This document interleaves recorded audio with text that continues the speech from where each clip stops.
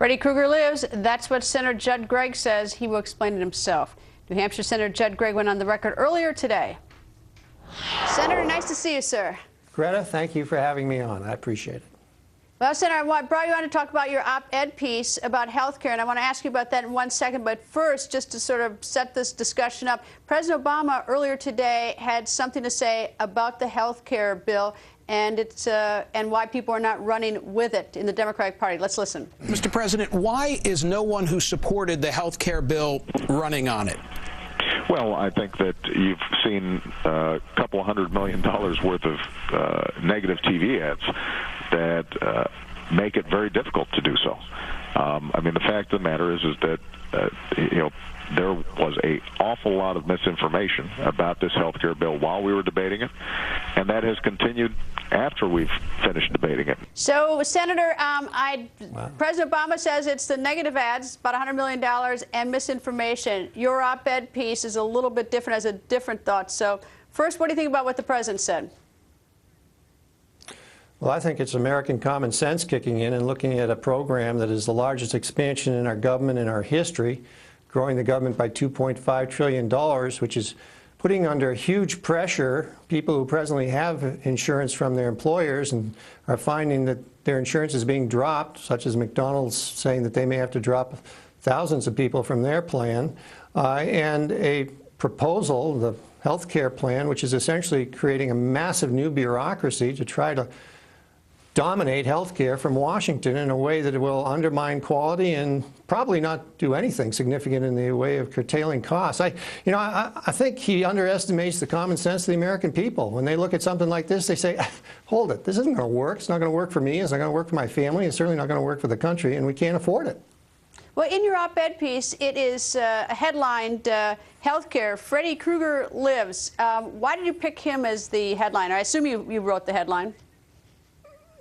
Yeah, well, because I think Freddy Krueger is sort of a caricature here in this country of things that you don't want to have return, but they keep returning, and they aren't very good. This health care bill just keeps bringing us more bad news. We've seen, as I mentioned, that a large number of employers are saying they may have to drop their coverage of employees because the way the regulations are set up under this bill, if you change your health care coverage in any way, then you're basically subject to all sorts of new conditions and rules and costs, and therefore these programs aren't affordable any longer, especially to small employers. You're seeing a massive increase in premium costs. Some of it is obviously driven by the cost of health care generally, but a lot of it is being driven by the cost of the regulations of this new program. You're seeing a huge cost in the area of expenditures of the government. As I said, that's growing the government by $2.5 trillion. You're seeing people who are on Medicare Advantage, 25% of those people are going to lose that insurance program. So as this bill becomes more and more, as it starts to go into place, as different parts of the bill start to be actually undertaken and put into action, it just keeps delivering bad news to people. It doesn't improve our healthcare system. It doesn't improve the cost of the healthcare system, and it certainly doesn't reduce the size of the government. Does just the opposite in all those areas. So it's sort of like Freddy Krueger. He just keeps coming back with more bad news. In your opinion, how bad? I know you don't like this bill. How bad is it? That's the first thing. And number two, can it be fixed? Can we tinker with it a little bit? I don't think you can tinker with it. Basically, this bill has as its fundamental purpose the social engineering agenda of the left, which is to basically create a single-payer system in this country.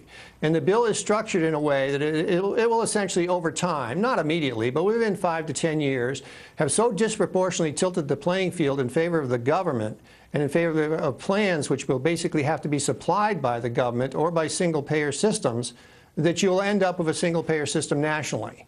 And that's the goal. I mean, they weren't coy about this when they passed the bill. There was a bipartisan effort going forward. They abandoned the bipartisan effort. The whole bill was brought out of a dark room in Senator Reid's office somewhere on a Saturday afternoon just before Christmas, and then we were told we had 3 days to debate it, no amendments would be allowed, and there was an up or down vote on it for final passage on Christmas Eve. And it was done with the purpose of passing a bill, the object of which is to move us down the road of having the government essentially take over health care, because that's the goal of many people in this administration and many people in the Democratic side of the Congress. And it's happening. I mean, you're seeing the workings of this starting to take place, and the American people look at this and they apply their intuitive, natural, good common sense to it, and they say, hey, this isn't what I thought it was. This isn't what I was told it was going to be. I'm not getting to keep my insurance. My premiums are going up, and I'm seeing a massive expansion of the government, which I know our kids can't afford. And I didn't want this. You say coy. Is deceitful too harsh? No, I think that was very honest. I don't think the people around the president or the president himself or the people in the Democratic Party in the Senate, the center of the Democratic Party in the Senate, which is very far left, by the way, it's not in the center at all, were coy about this at all, or deceitful. They essentially said, we want a single-payer system. Now, we're not going to put it formally in the bill. They did originally put it formally in the bill because they knew they couldn't sell that. But they did put the mechanisms in the bill which basically drive us in that direction. And now you've got people like the Secretary of HHS essentially saying, hey, listen, if you don't subscribe to what we're telling you to do, we're going to go after you. You insurance companies, you corporations. And what they want them to do is to supply a health care system which is essentially moving us down this road towards the government ending up as being the final arbiter on almost anything that has to do with health care or the cost of health care.